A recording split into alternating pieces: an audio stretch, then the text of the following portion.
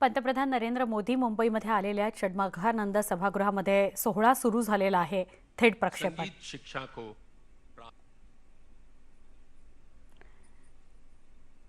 पंतप्रधान नरेंद्र मोदींना 80 सालों से 24 ये भी दिन आएगा कि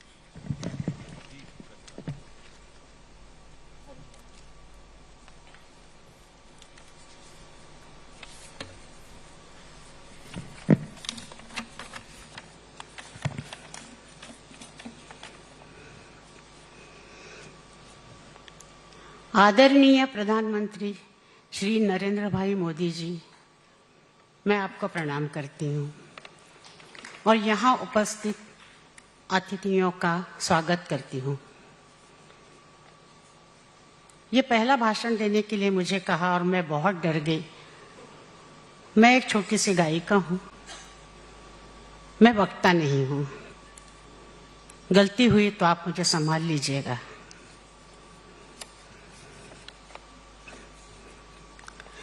लता दीदी के नाम का ये पुरस्कार, प्रथम पुरस्कार आपने स्वीकार किया है। ये परिवार के लिए, हमारे परिवार के लिए बहुत खुशी और गौरव की बात है। आज मेरे पिताजी की 80वीं पुण्यतिथि है और हाल ही में दीदी के फिल्म जगत में गाते हुए 80 साल पूरे हुए हैं।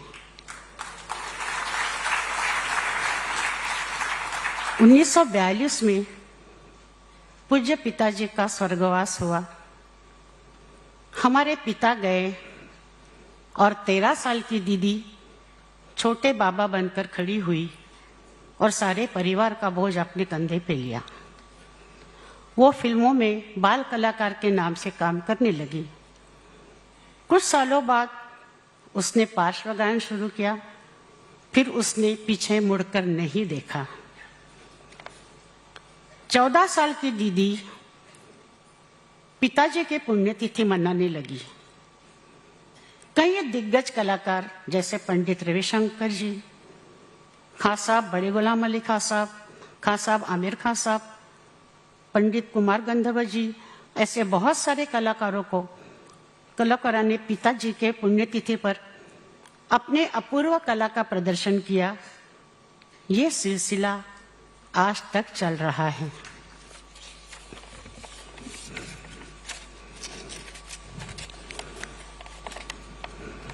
हमेशा दीदी कलाकारों को पुरस्कार देती थी, उनका सम्मान करती थी, पर आज वो साकार रूप में यहाँ नहीं है। पर हम ये मानते हैं कि दीदी हमारे साथ उपस्थित है और ये समारोह देख रही है। मैं आपको धन्यवाद देती हूँ कि इतने व्यस्त होने के बावजूद दीदी के प्रति प्रेम और स्नेह के लिए आप मुंबई आए और ये पुरस्कार स्वीकार करने के लिए सम्मति दी।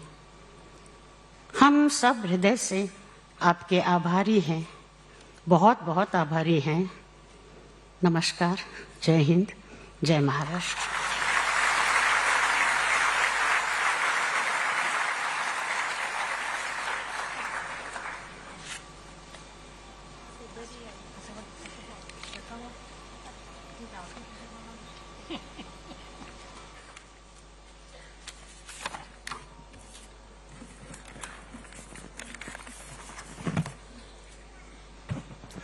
And now, the award. I'm privileged to read the citation. Shri Mangesh, Master Dinanath Smriti Pratishthan, 80वां पुण्यतिथि दिन। आज चैत्र कृष्ण नवमी शुभकृत नाम संवत्सर शके 1944 रविवार दिनांक 24 अप्रैल 2022 के मंगल दिन सुश्री लता दीनानाथ मंगेशकर सर्वप्रथम पुरस्कार भारत के विश्वमान्य प्रधानमंत्री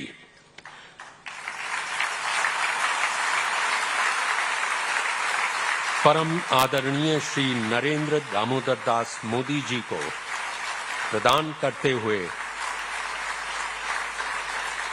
हम परमानंद की अनुभूति कर रहे हैं। आदरणीय नरेंद्र दामोदर दास मोदी जी, भारतीय संस्कृति की महिमा और गरिमा असीम है। कश्मीर से लेकर कन्याकुमारी तक फैला हुआ ये भारत एक अद्भुत राष्ट्र है। आज केवल भारत की ही नहीं परंतु विश्व की जनता आपको इस महान राष्ट्र के राष्ट्र पुरुष के रूप में देख रही है, अनुभव कर रही है। बचपन से ही आपका व्यक्तित्व बहुआयामी और प्रभावशाली था। पढ़ाई में आप कुशाग्र बुद्धि छात्र के रूप में सुपरिचित थे ही, किंतु अन्य क्षेत्रों में भी आप विजयी रूप में उभरते थे। वैराग्य और राष्ट्रभक्ति के अलंकारों को धारण करते हुए आपका व्यक्तित्व उभर रहा था। अनेक राष्ट्रीय विपत्तियों के समय आप सेवा कार्य में पूर्ण रूप से जुट गए।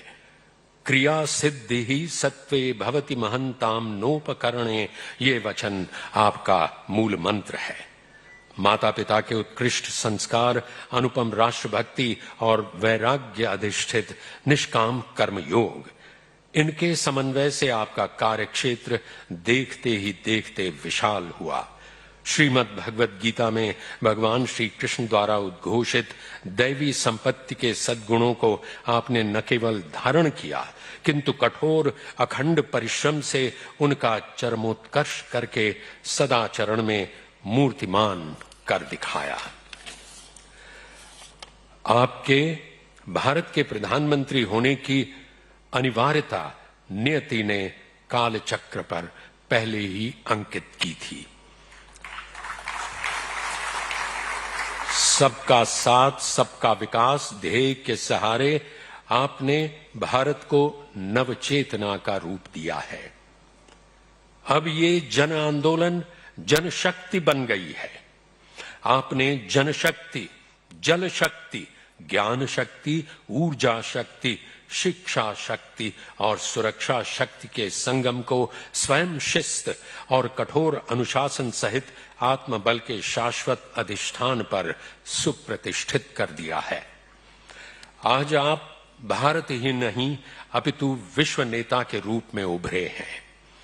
आपके असीम कर्तृत्व को विश्व के अनेकानेक देश साश्चर्य वंदन कर रहे हैं। आप ही के कारण भारत का वैश्विक सम्मान गर्व से उन्नत हुआ है। विश्व के कई सर्वोच्च पुरस्कारों से आप सम्मानित हुए हैं। भारत रत्न सुश्री लता दीदी मंगेशकर और आपका नाता भाई बहन जैसा सत्य रूप एवं शब्दों से परे था। असामान्य एवं लोकोत्तर महामानव होने के नाते आप दोनों ने पूरे विश्व को गौरवान्वित किया है। लोक कल्याण आपका ध्यास है, भारत गौरव आपका श्वास है, निष्काम कर्मयोग आपका प्रयास है और कृणवंतो विश्वमार्यम आपका विश्वास है। आज चैत्र कृष्ण नवमी शुभकृत नाम संवत्सर शके 1944 रविवार दिनांक 24 अप्रैल 2022 के मंगल दिन मास्टर दीनानाथ स्मृति प्रतिष्ठान द्वारा सुश्री लता दीनानाथ मंगेशकर सर्वप्रथम पुरस्कार सम्मान पत्र, सम्मान चिन्ह, महावस्त्र के साथ आपको प्रदान करते हुए मास्टर दीनानाथ मंगेशकर प्रतिष्ठान धन्यता और कृतार्थ का संपूर्ण अनुभव कर रहा है। इति शम पंडित हृदयनाथ मंगेशकर, अध्यक्ष।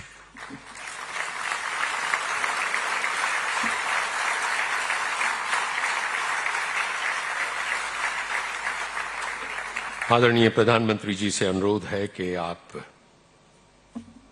ये पुरस्कार ग्रहण करने मंच पर पधारें।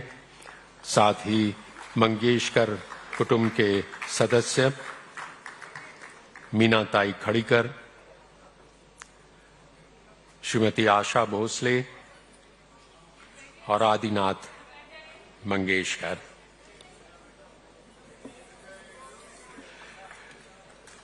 देवियों और सज्जनों, आपने शायद नोट किया होगा कि शुरुआत की मंच की प्रारंभिक औपचारिकता के बाद प्रधानमंत्री जी ने जोर देकर कहा था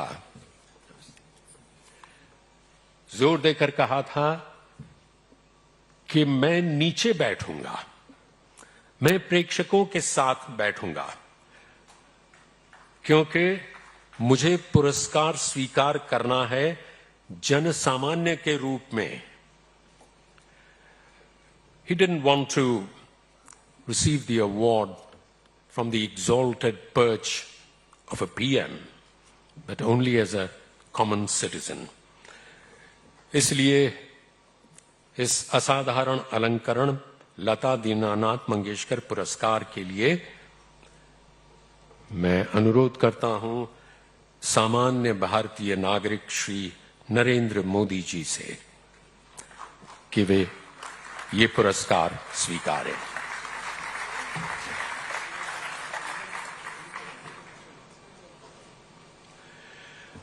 आप ये भी शायद जानते ही होंगे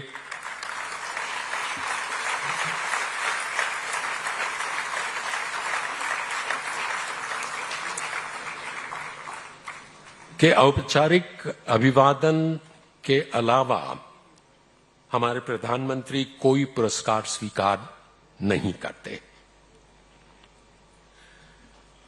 लेकिन सारे देश की दीदी भारत रत्न लता मंगेशकर के लिए उन्होंने ये अपवाद स्वीकारा है।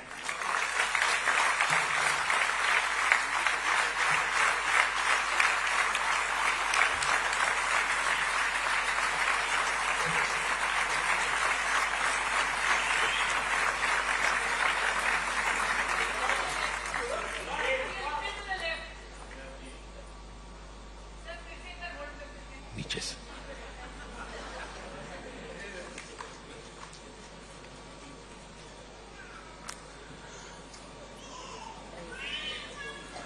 अगर यहां बैठे कोई फिल्मकार फिल्म बनाना चाहें तो शीर्षक हो सकता है फिर से भाई हो तो ऐसा।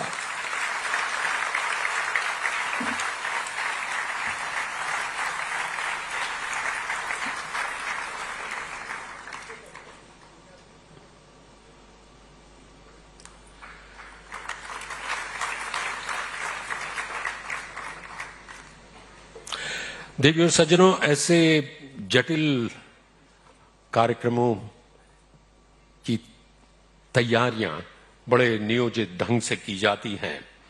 इवेंट मैनेजमेंट के सिद्धांतों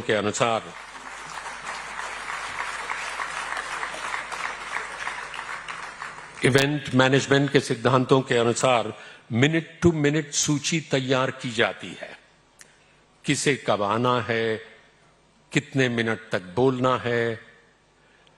लेकिन मेरा यह विश्वास है कि जहां आदरणीय नरेंद्र मोदी जी हों, उसमें जहां तक उनका सवाल है, इस मिनट टू मिनट को बिल्कुल खारिज कर देना चाहिए,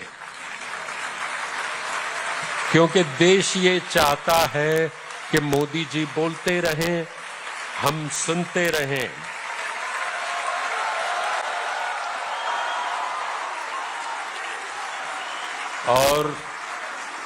और वो इसलिए कि जो वो बोलते हैं वो करके दिखाते हैं, और जो वो करते हैं वो देश के हित में होता है। देवियों और सज्जनों, भारत गणराज्य के प्रधानमंत्री आदरणीय श्री नरेंद्र मोदी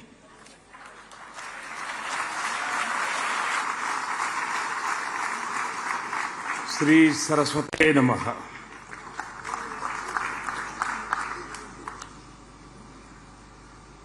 वाणी परंपरा के पुनीत आयोजन में हमारे साथ उपस्थित महाराष्ट्र के राज्यपाल श्री भगत सिंह कोश्यारी जी, महाराष्ट्र विधानसभा प्रतिपक्ष के नेता श्री देवेंद्र फडणवीस जी,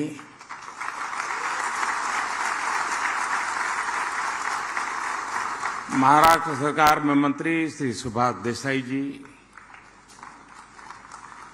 आदरणीय उषा जी, आशा जी, आदिनाथ मंगेशकर जी, मास्टर दीनानाथ स्मृति प्रतिष्ठान के सभी सदस्यगण, संगीत और कला जगत के सभी विशिष्ट साथियों, अन्य सभी महानुभाव, देवी और सज्जनों, इस महत्वपूर्ण आयोजन में आदरणीय हृदयनाथ मंगेशकर जी को भी आना था, लेकिन जैसे अभी आदिनाथ जी ने बताया, तबीयत ठीक नहीं होने की वजह से वो यहां नहीं आ पाए। मैं उनके जल्द स्वस्थ होने की कामना करता हूं। साथियों, मैं अपने आप को बहुत उपयुक्त यहां नहीं अनुभव कर रहा हूं, क्योंकि संगीत जैसे गहन विषय का जानकार तो मैं बिल्कुल नहीं हूं। लेकिन सांस्कृतिक बोध से मैं ये महसूस करता हूं कि संगीत एक साधना भी है और भावना भी है। जो अव्यक्त को व्यक्त कर दे वो शब्द है, जो व्यक्त में ऊर्जा का, चेतना का संचार कर दे वो नाद है, और जो चेतन में भाव और भावना भर दे उसे सृष्टि और संवेदना की पराकाष्ठा तक पहुंचा दे वो संगीत है।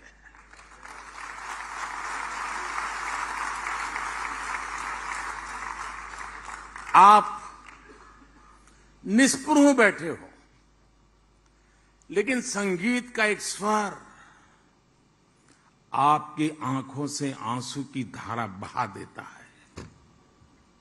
ये सामर्थ्य होता है। लेकिन संगीत का स्वर आपको वैराग्य का बोध करा सकता है। संगीत से आप में विरस भरता है। संगीत मातृत्व और ममता की अनुभूति करवा सकता है। संगीत आपको राष्ट्रभक्ति और कर्तव्य बोध के शिखर पर पहुंचा सकता है। हम सब सौभाग्यशाली हैं कि हमने संगीत की इस सामर्थ्य को, इस शक्ति को लता दीदी के रूप में साक्षात देखा है। हमें अपनी आंखों से उनके दर्शन करने का सौभाग्य मिला है, और मंगेशकर परिवार पीढ़ी दर पीढ़ी इस यज्ञ में अपनी आहुति देता रहा है। और मेरे के लिए तो ये अनुभव और भी कहीं बढ़कर रहा है। अभी कुछ सुर्खियां हरीश जी ने बता दी, लेकिन मैं सोच रहा था कि दीदी से मेरा नाता कब से कितना पुराना। तो दूर जाते जाते याद आ रहा था कि शायद 4 साढ़े 4 दशक हुए होंगे। सुधीर फड़के जी ने मुझे परिचय करवाया था।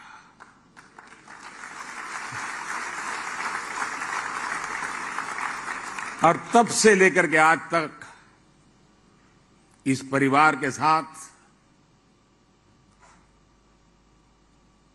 अपार स्नेह, अनगिनत घटनाएं मेरे जीवन का हिस्सा बन गई। मेरे लिए लता दीदी सुर साम्राज्य के साथ साथ, और जिसको कहते हुए मुझे गर्व अनुभव होता है, वो मेरी बड़ी बहन थी।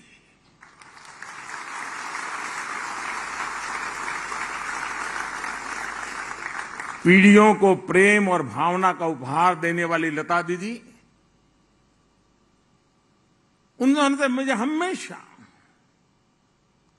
उनकी तरफ से एक बड़ी बहन जैसा अपार प्रेम मिला है। मैं समझता हूं इससे बड़ा जीवन का सौभाग्य क्या हो सकता है। शायद बहुत दशकों के बाद ये पहला राखी का त्योहार जब आएगा, दीदी नहीं होगी। सामान्य तौर पर किसी सम्मान समारोह में जाने का, और जब अभी हरीश जी भी बता रहे थे कोई सम्मान ग्रहण करना, मैं थोड़ा उन विषय में दूर ही रहा हूं, मैं अपने आप को एडजस्ट नहीं कर पाता हूं। लेकिन पुरस्कार जब लता दीदी जैसी बड़ी बहन के नाम से हो, तो ये मेरे लिए उनके अपनत्व और मंगेशकर परिवार का मुझ पर जो हक है, उसके कारण मेरा यहां आना एक प्रकार से मेरा दायित्व बन जाता है।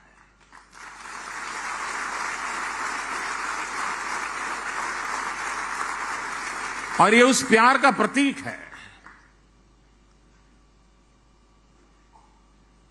और जब आदिनाथ जी का संदेश आया, मैंने मेरे क्या कार्यक्रम है, मैं कितना बिजी हूं, कुछ पूछा नहीं। मैंने कहा भैया पहले हाँ कर दो। मना करना मेरे लिए मुमकिन ही नहीं है जी। मैं इस पुरस्कार को सभी देशवासियों के लिए समर्पित करता हूं।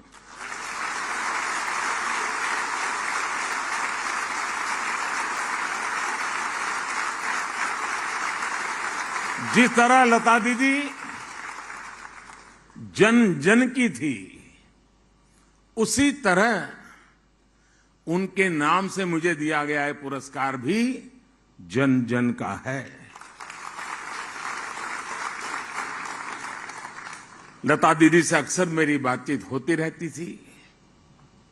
वो खुद से भी अपने संदेश और आशीर्वाद भेजती रहती थी। उनकी एक बात शायद हम सबको काम आ सकती है, जिसे मैं भूल नहीं सकता हूं। मैं उनको बहुत आदर करता था, लेकिन वो क्या कहती थी?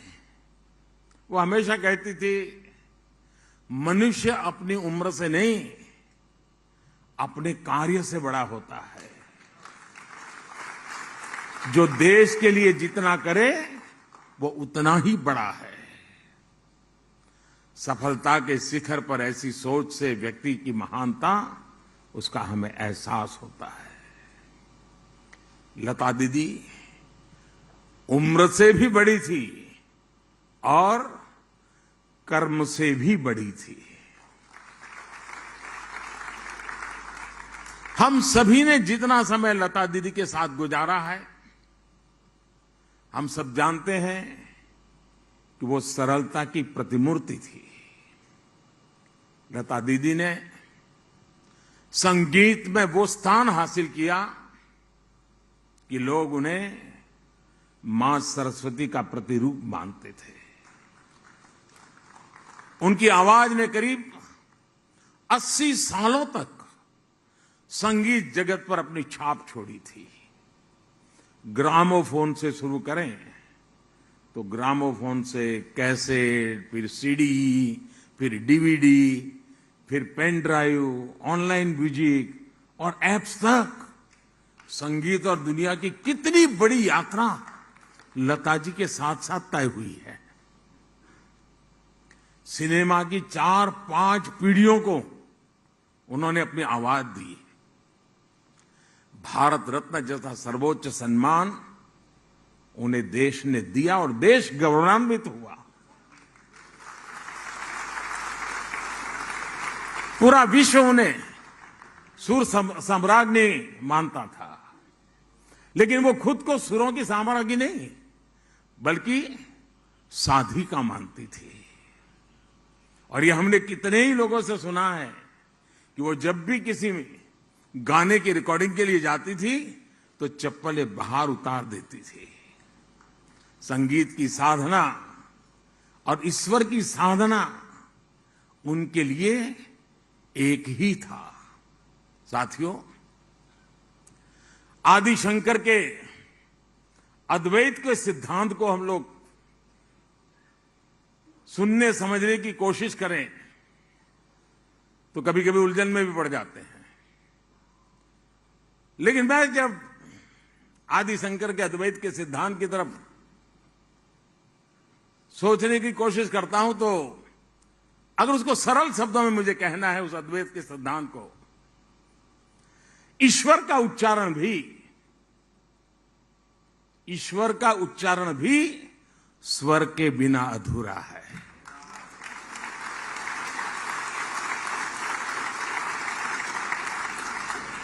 ईश्वर में स्वर समाहित है।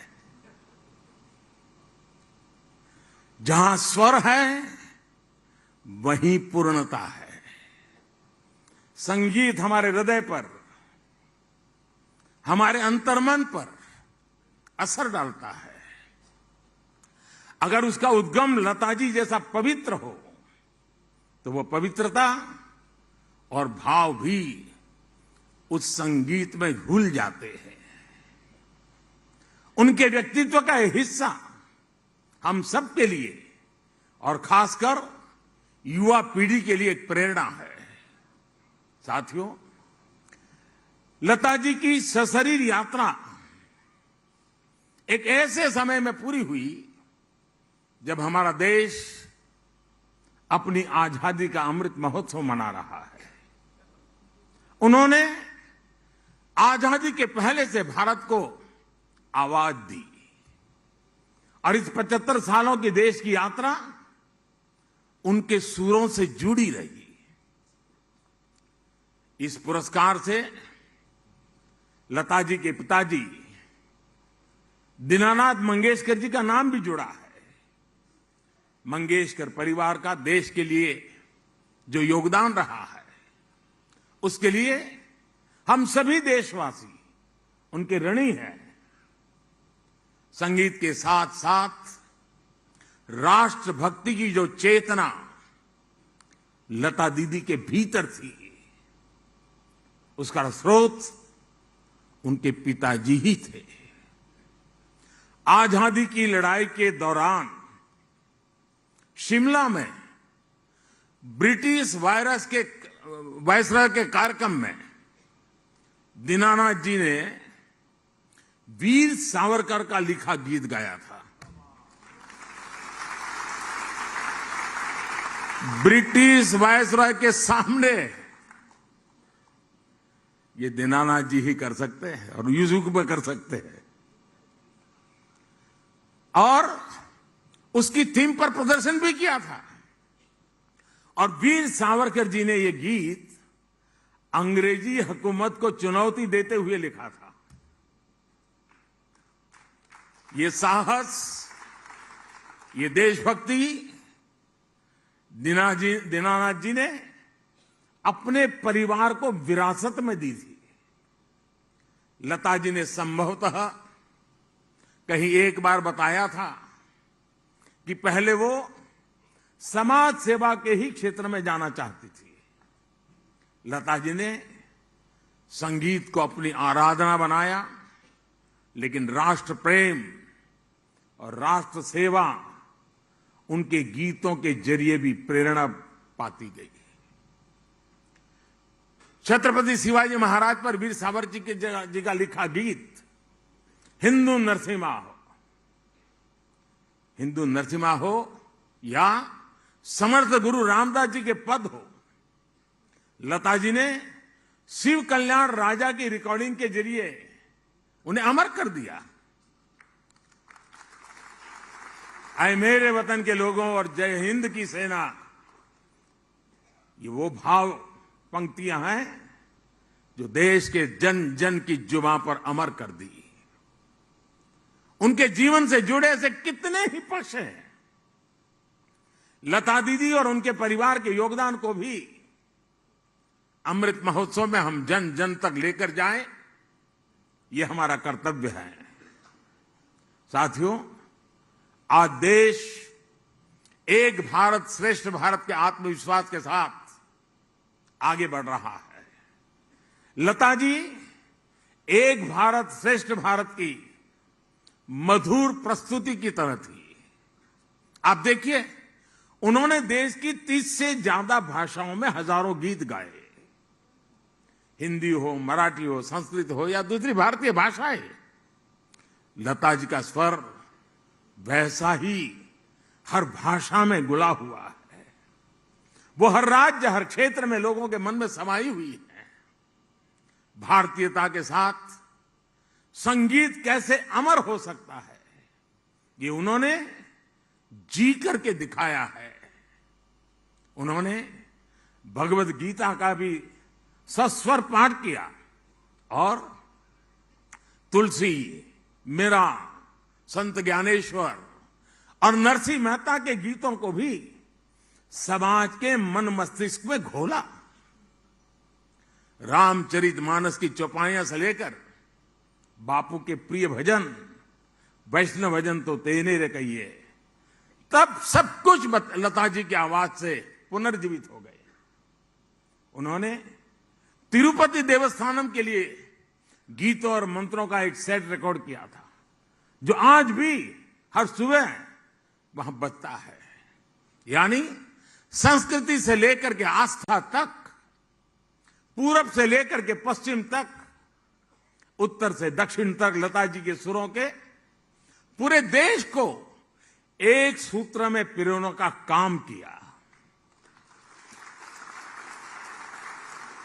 दुनिया में भी वो हमारे भारत की सांस्कृतिक राजदूत थी।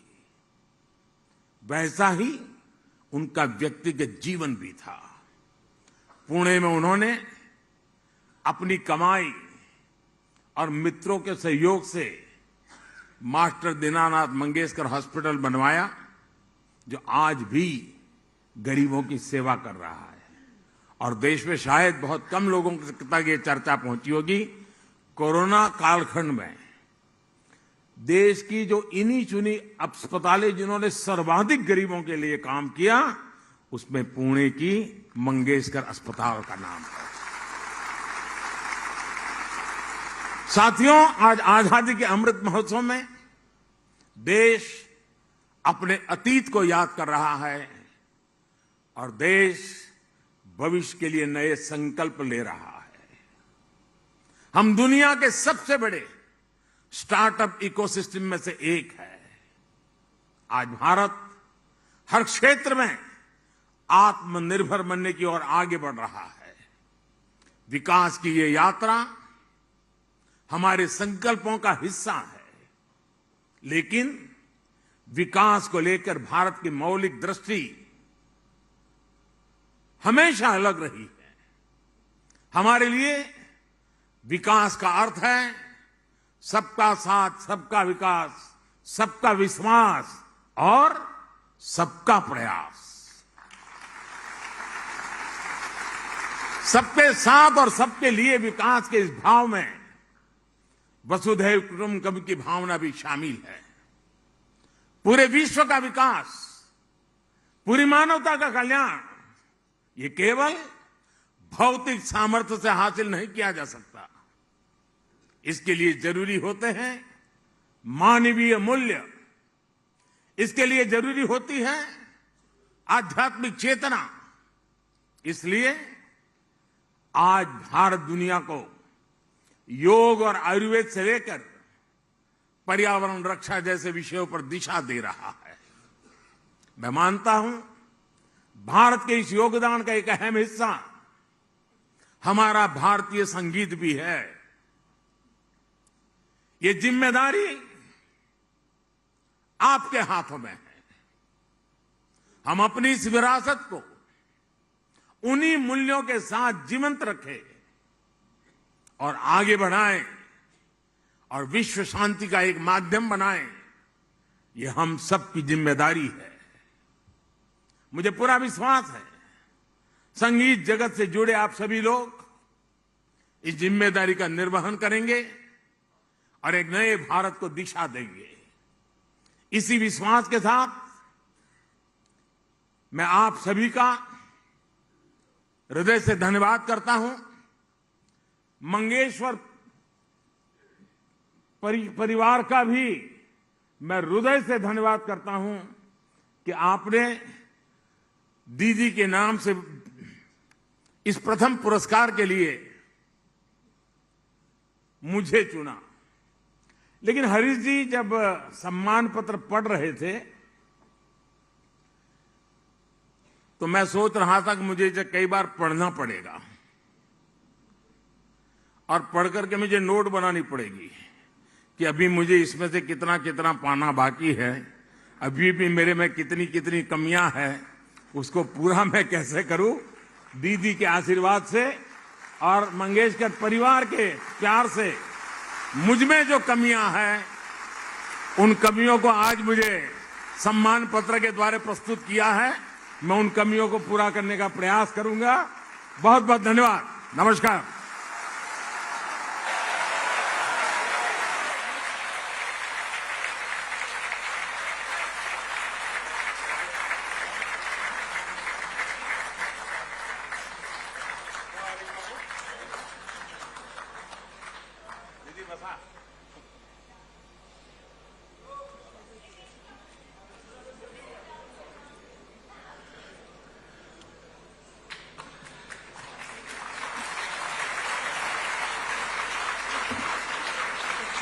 देवी और सज्जनों, ये विचार, ये शब्द, ये विनम्रता, ये वक्तृत्व, इसका एक ही नाम हो सकता है, नरेंद्र। आपको याद तो होगा कि स्वामी विवेकानंद का मूल नाम था नरेंद्र नाथ दत्त। बल्कि रेखा जी, क्षमा चाहता हूं, बल्कि लता जी ने कहा था, मैं जो बताना भूल गया, जब नरेंद्र मोदी जी की बात चली, उन्होंने कहा सबसे पहले तो मुझे उनका नाम ही बहुत भला लगा। मैं जिनको पूजती हूं, विवेकानंद उनका नाम भी वही, और जिन्हें मैं पिता तुल्य मानती हूं, पंडित नरेंद्र शर्मा भी नरेंद्र। देवी और सज्जनों, हमारे देश में एक गायिका है जो एक अतुलनीय प्रशंसा के पात्र है, जिन्हें देश की सर्वश्रेष्ठ गायिका सार्वजनिक रूप से वर्सेटाइल कहती हैं। लता जी की जीवनी के लेखन के दौरान उन्होंने कहा था कि दुनिया मेरे बारे में बहुत कुछ कहती है, लेकिन मैं कहती हूं कि जो आशा करती है वो सबसे अलग है।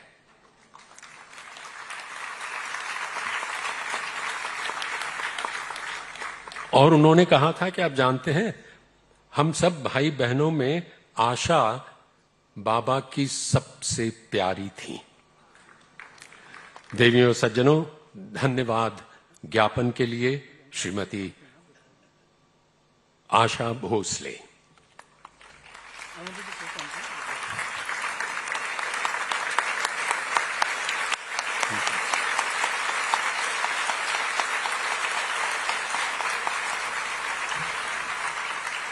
लेकिन उसे एक ही मिनट पहले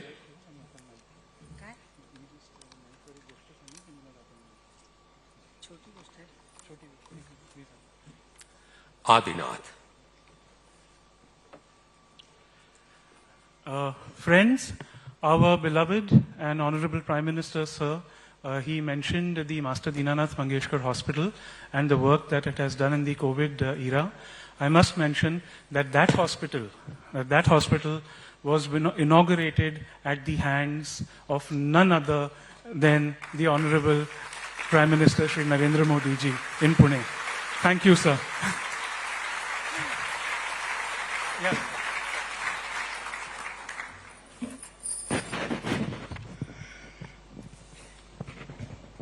लंबा ना होना इसलिए बुरा होता है। सब आदरणीय लोगों को मेरा प्रणाम।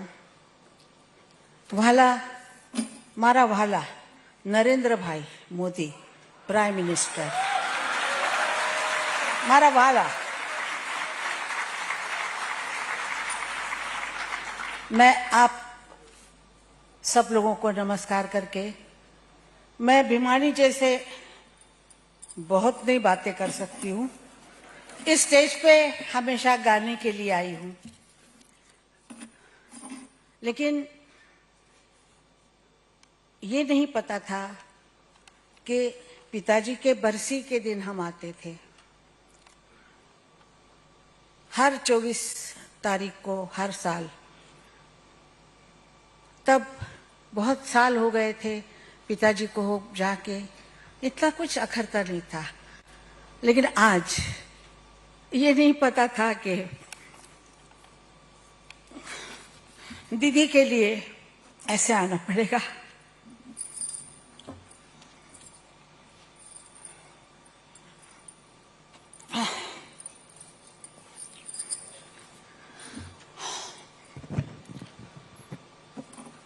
न भूतो न भविष्यति, ऐसे ना हुई थी ना होगी। गले में सरस्वती, बुद्धि में चाणक्य, बहुत बुद्धिमान लड़की थी। दूर दूर तक का विचार करती थी, कहाँ जबान खोलनी है वो बराबर जानती थी। मुझे बोलती थी तू बड़बड़ करती है। ऐसा मत सोचिए कि वो हमें डांटती नहीं थी, मारती भी नहीं थी, हम भी मारते थे उसको छोटपन में। और पकड़ने का एक ही तरीका होता था, चोटी पकड़ ली तो वो रुक जाती थी। बहुत दौड़ती थी। वैसे अपने इमेज को उसने इतना अच्छी तरह एंड तक संभाला। ये मुश्किल है कि इतने बड़े नाम के साथ, उसको काला रंग भी पसंद था, पिंक भी था, और सब रंग पसंद थे, लेकिन उसने व्हाइट चुना। वो व्हाइट एंड तक वैसे ही वो चलती रही।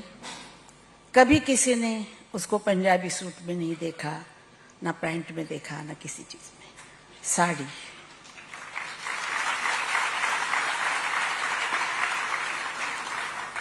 वो अपने माता पिताजी, माई और बाबा इतना प्यार करती थी। और एक बात मैं आपको बताती हूँ, शायद लोगों को सच ना लगे। मेरे पिताजी और माताजी सोए थे सोलापुर शहर में। तो उसने बोला, मैं छोटी थी, 6-7 साल की थी, और वो 10 पर पता नहीं, ऐसे 4 साल मैं उससे छोटी हूँ। तो उसने कहा, देखो माँ बाप का पानी का, पाए का पानी, पैरों का पानी जो पीता है वो बड़ा बनता है। तो मैंने कहा क्या करना है? उसने कहा जा एक बशी और एक पानी लेके आ। पानी लेके मैं आ गई। और उसने क्या किया, पिताजी सोए थे, माँ सोई थी, उनके पैरों पे पानी डाला, और वो पानी जो गिरा तो उसने कहा पी ले। मैंने कहा अच्छा तू पीती है तो मैं भी पी लेती हूँ। हमने वो पानी पिया, और आज तक वो हमारा जो पानी है पिताजी का,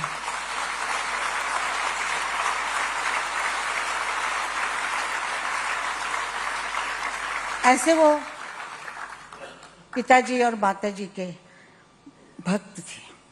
आज की दुनिया में कोई ऐसा करेगा? हाथ का पानी भी नहीं पिएंगे, बोले धो क्या हो हाथ। जहां गाने के लिए जाती थी वहां कहती थी बाबा यश देना। मराठीमध्ये बोलायची, बाबा सांभाळून घ्या।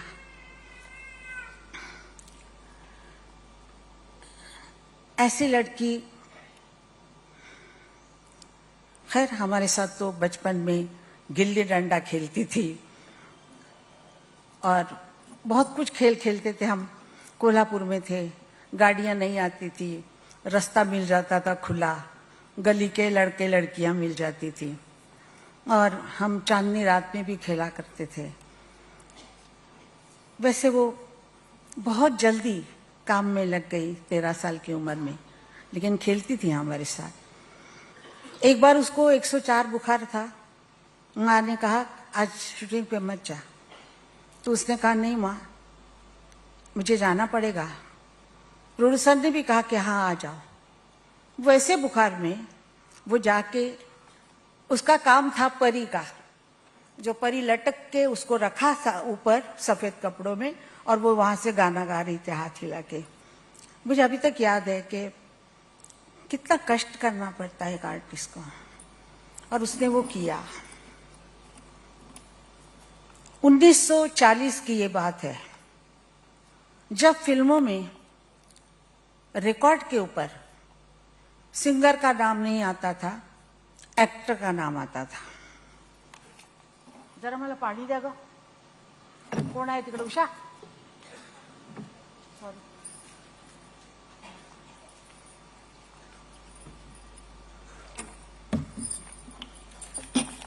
रिकॉर्ड पे हमारा नाम नहीं आता था। मैं उसकी चमची थी, साथ में जाती थी, तो मैंने कहा दीदी तुम्हारा तो गाना गाया हुआ है लेकिन नाम तुम्हारा नहीं है उस पर। उसने मेरी तरफ देखा और कहा शांति, वक्त आने दे, समय पर हर बात कहनी चाहिए। ये मेरे में नहीं है, वो उसमें था। इसीलिए मेरे को हब, पहलवान, पठान इसी नाम से जानते थे।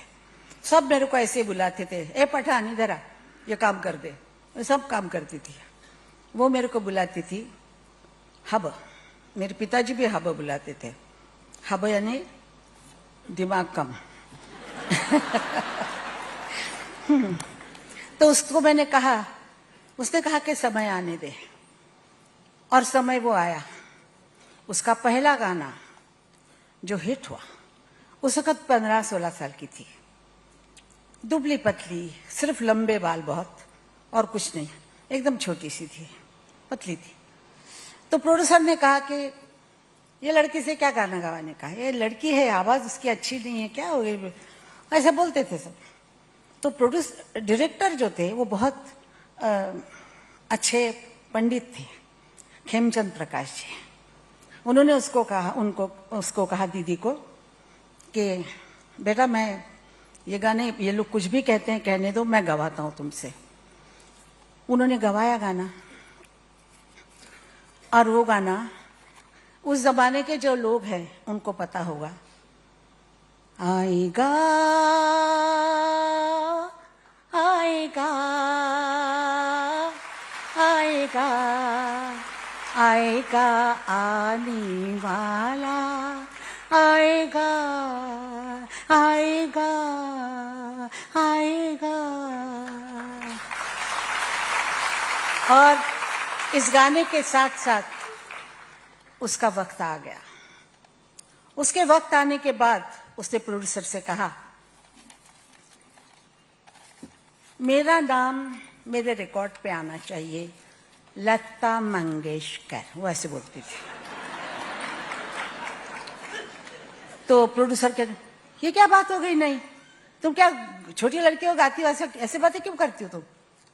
उसने कहा गाना हमने गाया है, एक्टर का नाम क्यों डाल रहे आप, हमारा नाम डालिए ना।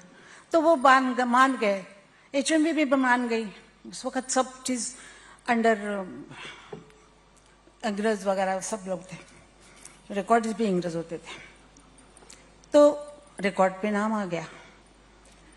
ये हर प्लेबैक सिंगर को मानना चाहिए कि आज जो प्लेबैक सिंगर कह के बुलाते हैं वो कभी भी किसी को पता नहीं होते। मैं भी नहीं होती, ना दीदी होती, क्योंकि रिकॉर्ड पे नाम ही नहीं होता था, ना फोटो होते थे। उस जमाने में फोटो भी नहीं होते थे। तो नाम, गाना कौन गा रहा है, तो कोई एक्टर जी होती, उसका नाम हो जाता। उसके बाद उसने क्या किया, थोड़े दिनों बाद, कि स्क्रीन पे म्यूजिक डायरेक्टर से पहले प्लेबैक सिंगर्स का नाम आना चाहिए। नॉट सिंगर ओनली, वो नहीं, सब सिंगर्स के लिए उसने किया। और इस वक्त भी बहुत प्रोड्यूसरों ने दंगा किया, लेकिन वो उसने कहा मुझे गाना नहीं गाना है। वो कहते कहते देखिए, अगर आप नहीं सुनेंगे तो मैं गाना नहीं गाऊंगी।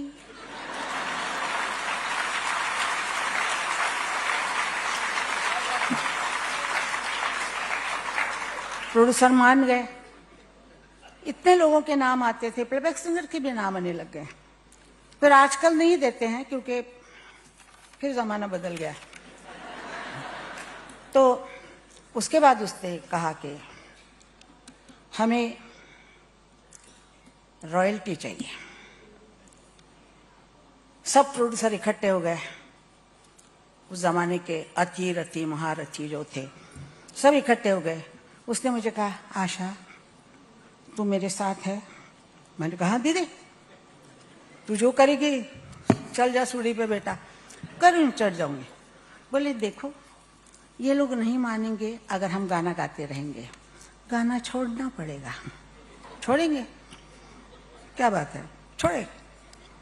तो उसने प्रोड्यूसर को कहा कि मुझे रॉयल्टी चाहिए, सब सिंगर्स को चाहिए, क्योंकि वो गाते हैं, गाने चलते हैं, प्रोड्यूसर कमाता है, रिकॉर्डिंग कंपनी हजारों करोड़ों रुपए कमाते हैं, हर हमें 500 और 1000 रुपए देते हैं। तो उन्होंने कहा कि आप हैं कौन? आप इंस्ट्रूमेंट है, आप इंस्ट्रूमेंट हो। वो प्रोड्यूसर गाना लिखता है कोई, सुना ट्यून बनाता है कोई, आप तो गाती हो। तो आप ऐसा कीजिए, मुशायरा कर लीजिए गानों का। नौशाद साहब, बूढ़ेपन घट पे आप ही गा लीजिए बाजे पे।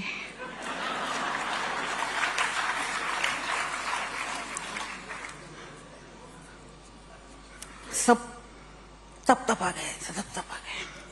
इंडस्ट्री पूरी ये होगी। वो चली गई बाहर, महीना भर चली गई। बोल मुझे गाना ही नहीं गाना है, ऐसे बोलती थी। मैंने नहीं गाना गाना है। एक शादी में उसको बुलाया था। अभी ये तो हमको मुझे मतलब हो गए ये सब चीजें। हमको शादी में बुलाया था किसी ने लंदन में। उन्होंने कहा कि लता मंगेशकर, आशा भोसले अगर हमें मिल जाए तो हम लोग $1 मिलियन या पाउंड कुछ भी है देते। उसने आने वाले को कहा, आशा तू शादी में गाएगी? मैं कहा नहीं दीदी, ऐसा कीजिए 10 करोड़ भी आप हमें डॉलर देंगे तो हम नहीं गाएंगे, क्योंकि हम शादी में नहीं गाते। हम शादी में नहीं गाते। बाद में इतना समूह करके चला गया। वो मंगेशकर नाम से बहुत प्यार करती थी। वो जब भी मुझे कहती या किसी से बात करती और उसको कहना होता तो वो बहुत ही लता मंगेशकर मंगेशकर ऐसे करके। उसके अपने भाई बहनों पे, अपने घर से इतना लगाव था कि उसने मंगेशकर नाम का, जैसे एक दीवार होती है चारों तरफ मंगेशकर दीवार बना के गई, मंगेशकर दीवार बना के गई। जैसे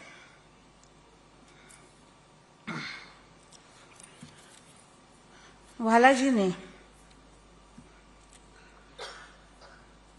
सबमरीन, बारूद, प्लेन्स, मिसाइल, जवान इकट्ठा करके चारों सरहदों पे ऐसी दीवार मजबूत की है। सारे विश्व में भारत की एक नई पहचान हो गई है। हम जब भारत से बाहर जाते हैं तो हम कहते हैं हम हिंदुस्तानी हैं, भारतीय हैं, तो हमें इज्जत मिलती है। आज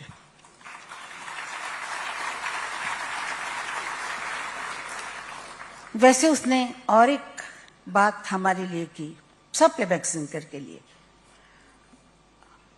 लंदन में जब मैं नहीं जाती थी, जो दूसरे जाते थे, तो वो हॉल में, घरों में प्रोग्राम करते थे, घरों में, हॉल में किसी के। उसने जब कहा कि मैं प्रोग्राम करने लंदन आऊंगी, किसी ने बोला लंदन, तो उसने कहा कि मैं रॉयल अल्बर्ट हॉल में ही शो करूंगी। उसने कहा वो मिलता नहीं है, वो गोरे लोगों का है, उसमें इंडियन जा नहीं सकते हैं। नहीं जा सकते तो नहीं जाएंगे, खत्म हो गई बात। उसको मनाने का कोई मकसद ही नहीं था। उसने प्रोग्राम किया अल्बर्ट हॉल में, पहला प्रोग्राम उसने किया। अल्बर्ट हॉल फट पड़ा था, इतने लोग आए थे। उसके बाद मैंने शो किया वहां पे, उसके पैरों पे पैर रख के मैं जगह चली गई। उसने तब कहा कि जहां बारबरा स्ट्राइसन गाती है वो न्यूयॉर्क का कार्नेगी हॉल में मैं गाऊंगी। उसकी सोच ऐसी ऊंची थी कि कार्नेगी हॉल कोई नहीं मिलता था वहां पे, किसी इंडियन को नहीं मिलता था, ना अफ्रीकन को मिलता था, गोरे लोगों का हॉल था। तो उसने उसमें गाया। फिर उसने सिडनी ओपेरा हाउस, सब जगह पे जहां गई वो, वहां उसने ऐसा किया। उसने हमारे लिए, सब प्लेबैक सिंगर्स के लिए, आज जो सब जा रहे हैं, जाते थे वहां, उसने दरवाजे सबके लिए खोल दिए।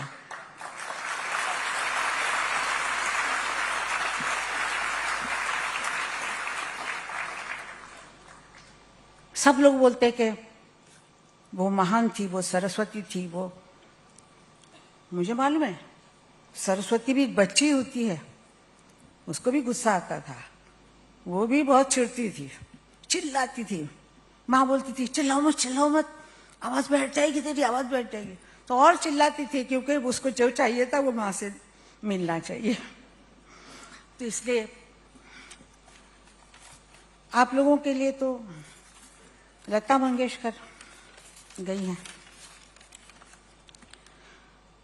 और मैं क्या कहूँ, जिसको यहाँ पर अवार्ड मिल रहे हैं उनको मैं बहुत बहुत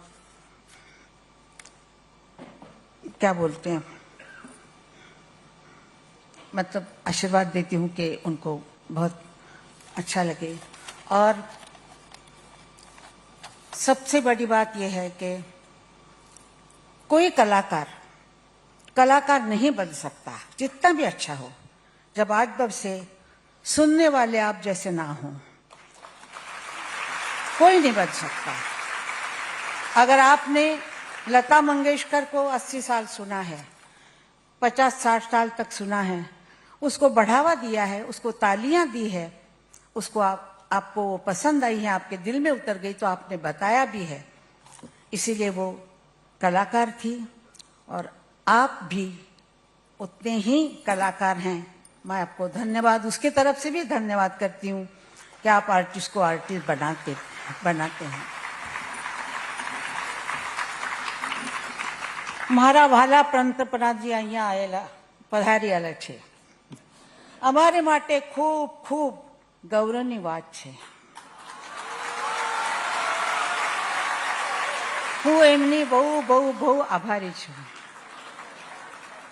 सगळ्या मराठी लोकांना माझा मराठीमध्ये नमस्कार। जय महाराष्ट्र।